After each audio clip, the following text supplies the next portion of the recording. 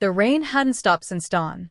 It fell in soft, steady threads across the black umbrellas crowding the cemetery gates, turning the path to mud beneath our shoes.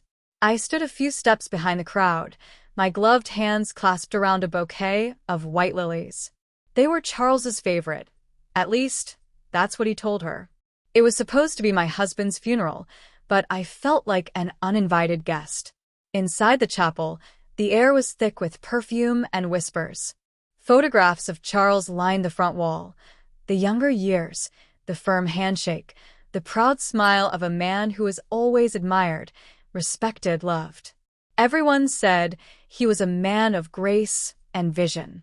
But no one mentioned the woman who had ironed his shirts before those important meetings or waited alone through the nights he didn't come home. I found a seat near the back. The wooden pew was cold beneath my fingers. My son, Evan, sat near the front, tall, handsome, his posture rigid in his black suit. He had inherited his father's shoulders and his father's silence. For most of my life, that silence was something I carried like a secret. When the minister called him up to speak, my heart fluttered. I needed to believe that he would mention me. That after 40 years of being a wife and 27 of being a mother, my name might matter. Evan cleared his throat and began, his voice soft but steady. My father was a man who gave everything to his work and to the people he loved. I braced myself for the word mother. It never came. Instead, he said, "There's someone here who stood by him in his final years, someone who is truly family to us. Vanessa Cole." The name sliced through the air like a blade. Every head turned. There she was, Vanessa, in the front row, in a fitted emerald dress that shimmered faintly under the chapel lights. Her makeup was flawless. She lowered her head modestly, pretending to hide her tears. People leaned in to whisper her name, the devoted friend, the kind assistant. And me, the wife of 4 decades, I sat in the shadows, invisible. Evan stepped down and placed a hand gently on Vanessa's shoulder. My throat closed. My heartbeat thudded against my ribs until the sound of the organ drowned it out. I wanted to scream, to stand up and tell them all who I was. But grief has a strange way of silencing you, not because you have nothing to say, but because you know no one would listen. When the service ended, people came up to shake my hand, their condolences mechanical. "He was a good man," they said. "You must be so proud." I nodded politely, like a ghost rehearsing human gestures. Outside, the rain had slowed to a mist. Evan was talking with Vanessa near the hearse. She smiled at him the way a woman smiles when she knows she's already won. He smiled back. I stood there for a long moment, my shoes sinking into the wet ground, watching the two of them laughing softly beside the casket that held what was left of my husband, and maybe what was left of my old life. When the crowd finally dispersed, I laid the lilies on top of the polished wood. The ribbons slipped loose in my hands, soaked and colorless. 40 years, I whispered, and not even my name. As the last car pulled away, I turned and began walking toward the empty road. My reflection rippled in the puddles, small, solitary, and fading with every step. I didn't know it then, but that walk away from the grave wasn't the end of my story. It was the beginning of the one I should have written for myself long ago. There's a strange kind of silence that follows after a funeral. It doesn't sound like peace. It sounds like a house remembering how to breathe without its heartbeat. When I came home that evening, the first thing I noticed was the stillness. The clock in the hallway ticked too loud. The coat Charles always left on the chair was gone. Even the air felt emptied, as if it knew he wouldn't be coming back. For 40 years, this house had been our story, or so I believed. Now I was beginning to wonder whose story it really was. When we first met, Charles was 30, ambitious, already on his way to becoming the youngest partner at his firm. I was 25, freshly hired, sharp-tongued and certain of my own future. He liked that about me, or at least he said he did. He used to bring me coffee during late nights at the office, his tie loosened, his laugh easy. "You have fire, Eleanor," he'd tell me. "Don't ever let anyone dim it." I didn't know then that one day he'd be the one to put it out. After we married, he wanted me to quit my job. "You don't need to work," he said. I'll take care of us. He said it as if he were offering a gift. I told myself it was love. I told myself I was lucky. And so I traded board meetings for grocery lists, presentations for dinner menus. I became the woman behind the man, the smiling wife at every company event, the one who remembered everyone's names, birthdays, and allergies. Charles called me his rock. It took me years to realize that rocks don't grow. They just sit still while everything else changes. I kept the house spotless, made sure his suits were pressed, his tea the right temperature. In return, I got silence. The kind that seeps into your bones and teaches you how to disappear quietly. I think the first time I met Vanessa Cole was at a company gala about 15 years ago. She was young then, maybe 30, all poise and perfect lipstick. I remember she came up to me with a glass of wine and said, "You must be Mrs. Grant. Your husband talks about you all the time."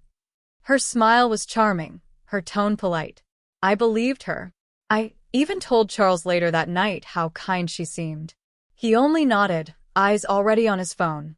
After that, her name began to weave its way into our life like a background song I couldn't turn off. Vanessa stayed late to help with the reports. Vanessa planned the retreat. Vanessa handled the accounts.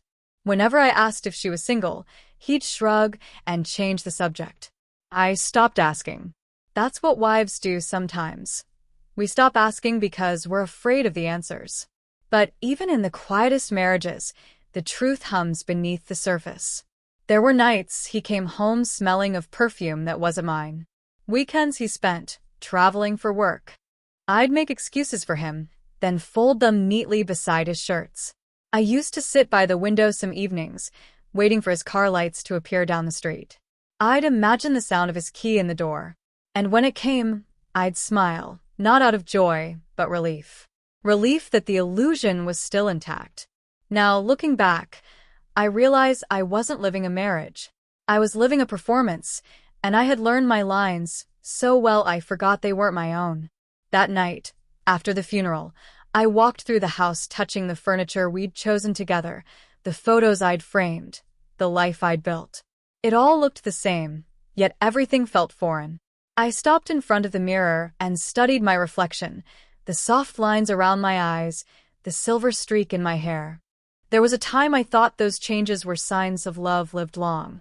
Now, I saw them for what they were, the years I'd spent holding a home together by myself. I whispered to the empty room, "I gave you my best years, Charles. And you gave them away." The lawyer's office smelled of dust, leather, and something faintly metallic, like time itself had been sealed inside those walls. A brass clock ticked somewhere behind the bookshelves, steady, relentless.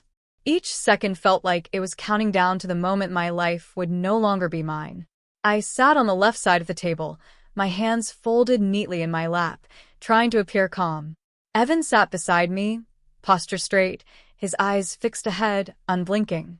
Across from us was Vanessa Cole, dressed in black silk, her perfume expensive and sweet, her expression composed in that way only practiced liars can manage. She gave me a soft, sympathetic smile, the kind you give to a woman you've already taken everything from. The lawyer, a gray-haired man named Mr. Hensley, cleared his throat and began reading. Pursuant to the last will and testament of Mr. Charles Grant, dated 3 years prior to his passing. His voice was even, professional, almost gentle. But every word was a blade. All primary assets, including the marital home, the Nantucket property, and remaining personal accounts shall be inherited by Ms. Vanessa Cole. For a moment, I thought I'd misheard him. The room didn't spin, it shattered. Vanessa's eyes glistened, but it wasn't grief. It was victory. She pressed a tissue to her cheek, as though the betrayal she'd orchestrated now brought her pain. I turned to my son. "Evan," I whispered, barely audible. He didn't look at me. He just nodded slightly, as though confirming what I should have already known. "You knew." He hesitated, then said quietly, "Dad had his reasons, Mom. She was there for him. Especially at the end." I could hardly breathe. She was there for him? I repeated. And where was I, Evan? Who nursed him through 2 surgeries? who sat up all night when his heart medication made him sick, who buried their life so he could build his. He said nothing. His silence was worse than any insult. It told me everything, that he had believed her version of the story, not mine. I wanted to scream, but my voice refused to rise. Instead, I stood and smoothed my skirt, the way I used to before every board meeting, before every dinner party, before every moment where dignity was the only armor I had left. "Is that all?" asked the lawyer, my tone calm, almost serene. Mr. Hensley shifted awkwardly. "There are minor items remaining, Mrs. Grant. Personal effects, a few savings bonds, some art pieces. But the estate's major holdings have been transferred." Transferred. The word echoed in my head like an epitaph. Vanessa stood, adjusting her designer handbag. "I want you to know," she said softly. "Charles spoke fondly of you. He wanted to make sure you'd be comfortable." Comfortable. 40 years of loyalty, and that was the word she chose. I looked at her, really looked. Beneath the polished smile and practiced sympathy, I saw the truth. Not youth or beauty, but entitlement. A woman who mistook manipulation for love. "You can keep his money," I said finally. "But you can't buy his soul, and you'll never have mine." She blinked, startled, and for the first time, her confidence faltered. As I left the office, the sky outside was gray and swollen with rain. I walked alone to the parking lot, clutching my purse like it was the last piece of myself that hadn't been taken. When I opened the car door, I caught my reflection in the window. Pale, composed, unrecognizable. For the first time in my life, I understood what it meant to be erased while still breathing. And somewhere deep inside, a quiet, dangerous thought began to stir. If he could lie for 40 years, then maybe I could live the rest of my life for the truth. Grief has a way of numbing you at first. But when it starts to fade, what replaces it isn't peace, it's clarity. And clarity can be brutal. For days after the will reading, I wandered through the house like a ghost, touching everything but belonging nowhere. The rooms felt smaller somehow, as if the walls themselves were embarrassed to witness what I'd become. I couldn't bring myself to pack away his things. The smell of his aftershave still lingered in the bathroom, faint but persistent. His ties hung in perfect order, his cufflinks polished and aligned in the drawer. Each one felt like a piece of evidence, not of love, but of a life built on lies I hadn't dared to question. Then one afternoon, as sunlight filtered through the curtains, I decided to open his study. I hadn't been inside since the funeral. Charles had always kept it locked. He said he needed privacy to think. I never asked why. Wives of my generation were taught that trust meant obedience, and obedience meant silence. I found the spare key hidden where he always hid things he didn't want me to see, in plain sight. Inside the old Webster's dictionary. Between faithful and falsehood. The door creaked open. Dust floated in the air like tiny ghosts. His desk was immaculate, papers stacked precisely, pens aligned. But drawers don't lie the way people do. In the second drawer, beneath a stack of old invoices, I found a brown envelope. It was thick, sealed, and labeled in Charles's handwriting. Consulting expenses, confidential. I hesitated. My hands trembled. I told myself I was just looking for answers, but deep down I already knew I'd find betrayal. Inside were bank statements, transfers made to a company called Cole and Associates. Vanessa's last name. At first I thought it might have been legitimate, until I saw the amounts. $50,000, $75,000, $110,000, each one made during the years I was caring for him after his heart attack. I sat back, my chest tightening. He had been paying her, not for work, but for loyalty, for silence, for companionship. In one folder, there was a real estate document, a beachfront property in Maine, purchased under Vanessa Cole's name. The down payment? Transferred directly from Charles's corporate account. I remembered the summer he told me he was attending leadership retreats by the ocean. I'd even packed his bags for him. The air felt heavy. My stomach turned. I reached for the phone and called the only person who would still answer, Ruth Carter, my oldest friend and once my colleague before I left the firm to be Charles's wife.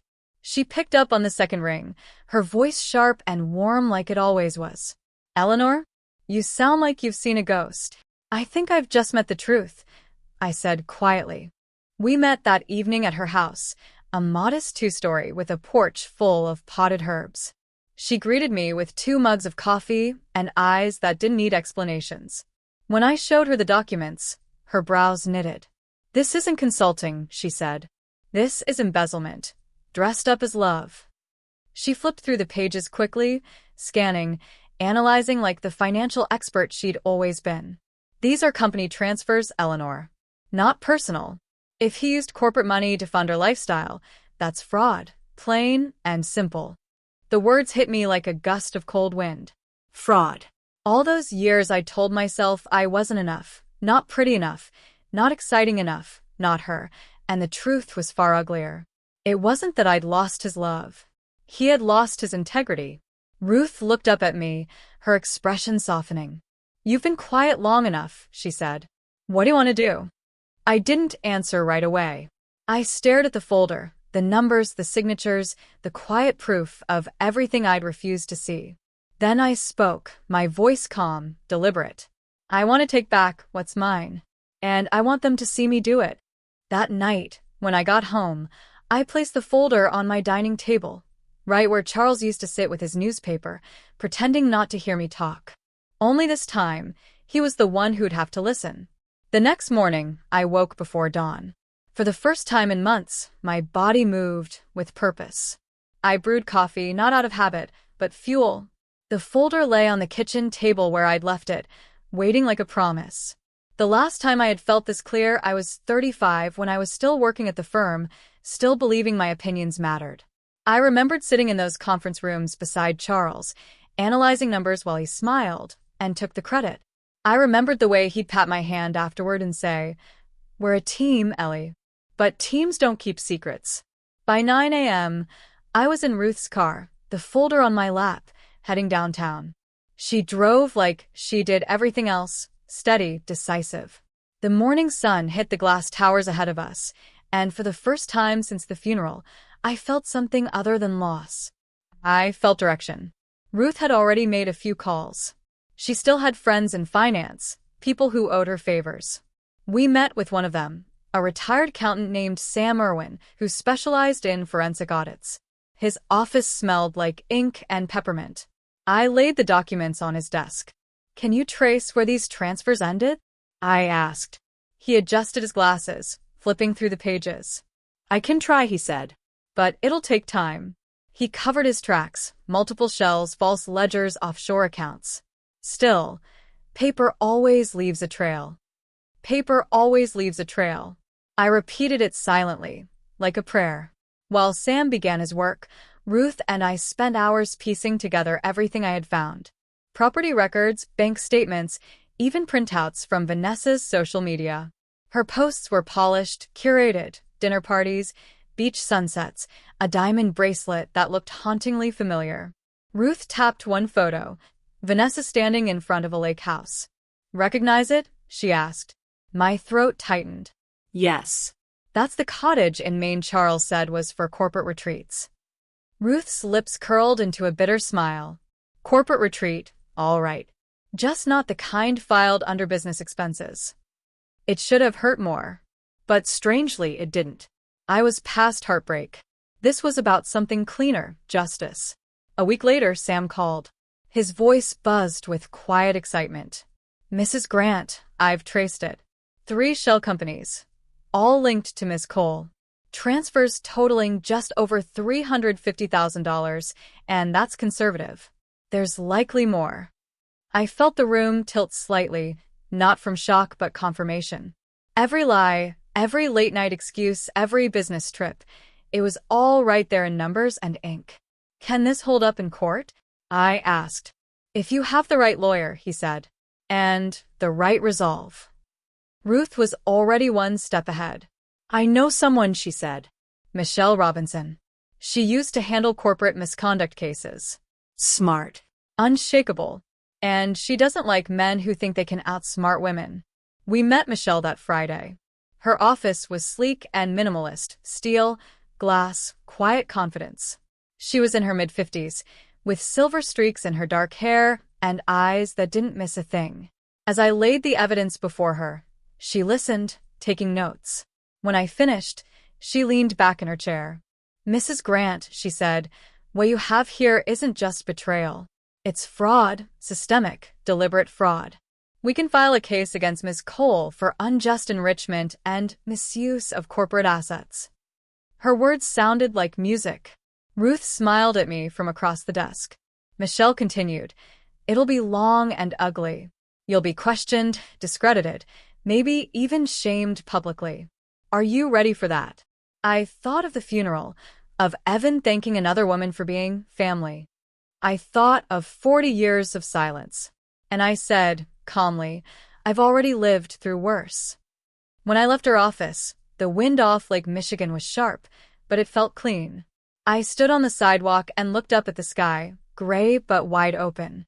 That evening, I wrote the first line in a new journal. They took my name out of the will, but they will not erase it from history. I closed the book, poured myself a glass of red wine, and sat by the window. For the first time in decades, the reflection staring back at me didn't look like a victim. It looked like a woman just beginning to fight. The courthouse smelled faintly of varnish and cold air, the kind of sterile stillness that holds its own kind of judgment. I sat at the plaintiff's table beside Michelle, my hands folded neatly, my heart steady. Across the aisle, Vanessa adjusted her pearl necklace and whispered to her lawyer, her expression cool and composed, like someone preparing for another business meeting. Evan sat behind her. He didn't look at me. When the judge entered, we all rose. She was a black woman in her 60s, silver curls brushing her shoulders, eyes like polished glass, stern but not unkind. Her nameplate read Honorable Patricia Hill. The gavel came down with a quiet authority that filled the room. This court is now in session. The opening arguments were clinical, precise, pages of numbers, contracts, bank transfers. But behind every figure was a story, a betrayal, a life lived in silence. Michelle stood first. Her voice was steady, measured. "Your Honor, we are here to show that Mrs. Eleanor Grant's late husband, Charles Grant, used company funds, not personal income, to purchase assets for his mistress, Ms. Vanessa Cole. These acts constitute fraud and unjust enrichment." She turned toward me briefly, her eyes calm, reassuring. "For 40 years, my client trusted a man who told her she didn't need to work, that he'd take care of her. Instead, he took from her. Today, we intend to give her truth back." Vanessa's attorney rose, smiling politely. "My client had no knowledge of any impropriety. The funds in question were legitimate consulting payments. Mr. Grant's generosity was his personal decision. Mrs. Grant's lawsuit stems from grief, not fact. Grief, not fact." I had to bite my tongue to keep from laughing. Then came the documents, the spreadsheets, the signatures. Michelle laid them out like a map, line by line, dollar by dollar. And when the shell companies appeared, the courtroom fell quiet. "Ms. Cole," Michelle asked during cross-examination, "can you tell the court what kind of consulting your firm provided?" Vanessa smiled faintly. "Financial strategy, branding, team development." Really? Michelle said, raising an eyebrow. "Because according to corporate filings, Cole and Associates has no employees, no website, no invoices, and its listed address is your former residence in Evanston. Would you like to explain that?" For the first time, Vanessa's smile cracked. Her lawyer objected. The judge overruled. Michelle slid a photo across the table. "This is you, Miss Cole, standing in front of a lake house purchased through one of those accounts. Do you deny that?" Vanessa's lips parted, but no words came. And then came the photo that silenced even Evan, the one from 6 years ago, Christmas morning. Charles toasting her, his arm around her shoulders, Evan standing beside them. A family portrait without me. I didn't look at Evan. I didn't have to. The sound of his breath catching told me everything. By the time Michelle finished her questioning, the truth had been laid bare. The confident woman who once smiled at my husband's funeral now sat pale and tight-lipped, her mask slipping inch by inch.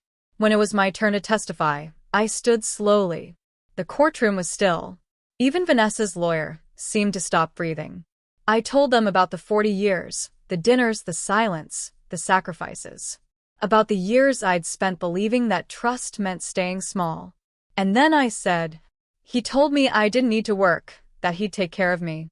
What he meant was that I didn't need to exist outside of him. And I let him make me invisible. Until he died, and I realized invisibility wasn't safety. It was erasure. The judge's pen stopped moving. I could see Vanessa shifting in her seat, her nails biting into her palm. Good, I thought. Let her feel something real for once. When the verdict came, the gavel struck like thunder.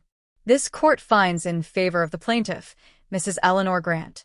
Ms. Vanessa Cole is ordered to return all misappropriated assets totaling $1.1 million, including accrued interest. Additionally, legal costs will be borne by the defendant. Vanessa went pale. Her lawyer whispered something, but she didn't respond. Evan, sitting behind her, buried his face in his hands. Michelle exhaled softly beside me. It's over, she whispered. But as I looked around that courtroom, the place where truth had finally found its voice, I realized it wasn't over. It was just beginning. Because justice, I learned, isn't the same as peace. Peace comes later. And it has to be built by hand. For weeks after the verdict, silence filled the spaces where my son's voice should have been. The house was quiet, too quiet. No phone calls. No messages. Just the ticking of the clock in the kitchen and the hum of the refrigerator, as if time itself had been left to keep me company. Evan hadn't spoken to me since the trial. He had sat through it all, through every document, every photo, every detail of his father's betrayal, and yet, when it was over, he walked right past me. No words, no glance, just the sound of his footsteps fading down the marble hallway. I tried to tell myself he needed time, that maybe he was grieving in his own way. But every night, when I set the table for one, I felt the ache of what I'd lost. Not Charles, but the boy who used to call me Mommy.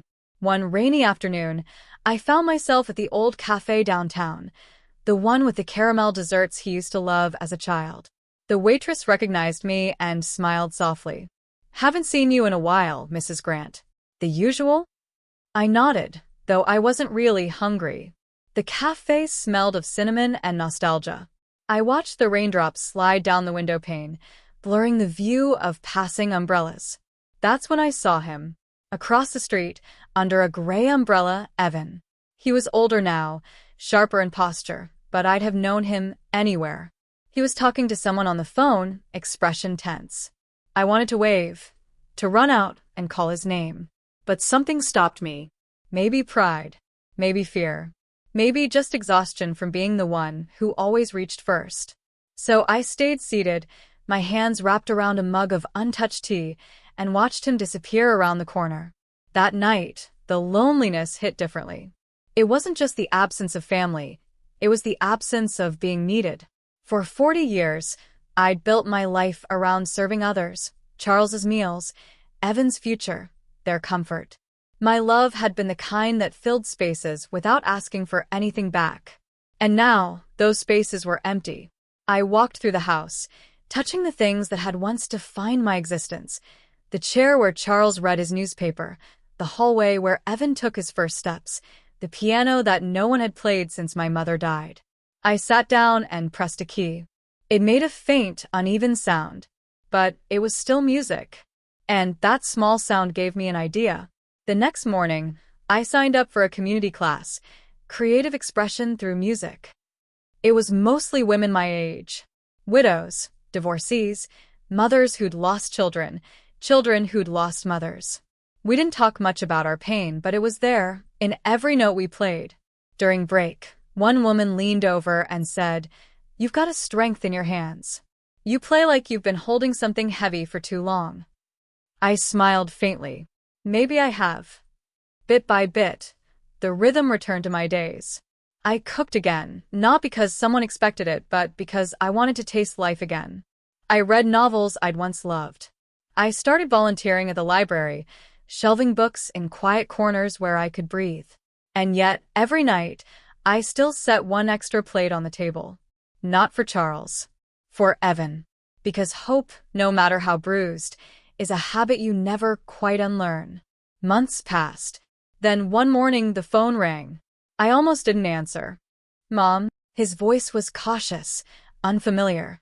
The way a stranger might speak to someone they'd hurt but weren't sure how to fix it. I didn't say anything for a moment. I just listened to his breathing, steady but nervous. I heard about the final settlement, he said. Vanessa, she sold everything. She's gone.